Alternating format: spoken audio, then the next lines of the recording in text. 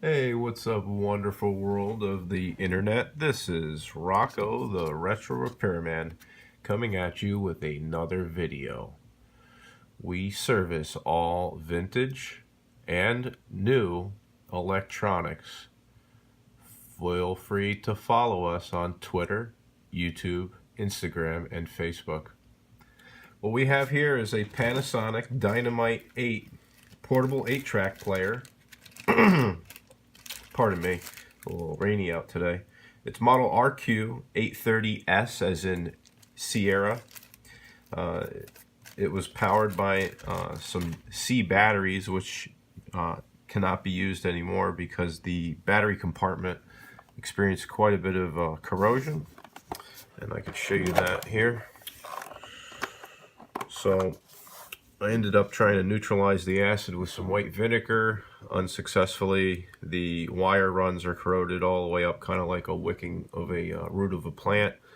I did not want to fabricate and replace these due to keeping this as authentic as possible. However, as you can see, the right hand side here, the screw was so corroded I had to drill it out, and in the process the friction pushed it through with heat. Almost completely flush. I had to flush cut that screw, and that's the only eyesore. But this bad boy runs great. It includes an extra belt, an aftermarket car charger, DC power supply, and the Glenn Campbell A New Place in the Sun 8-track player, 8-track here. So I'm going to show you on how this sounds and how it works just fine. So we're going to insert the tape like so, and turn the volume up.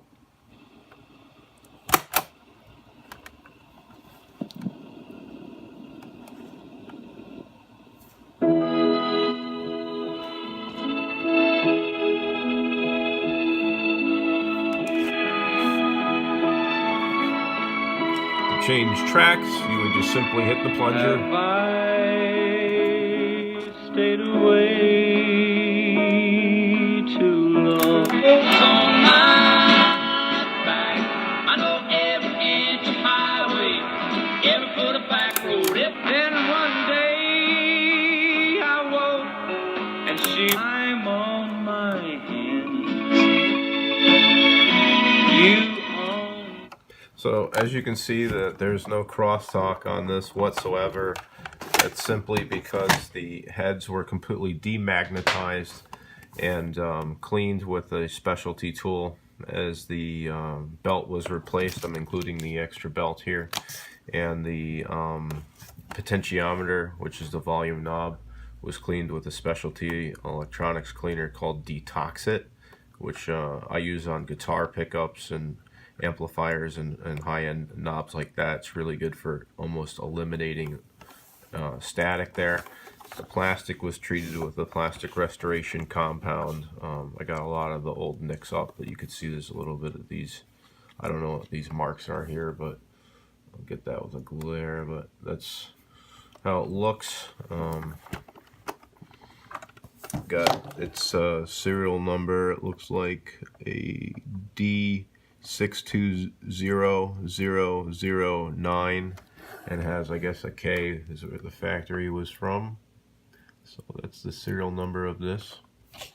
And thank you for watching and taking a piece of history into your minds. Take care, guys.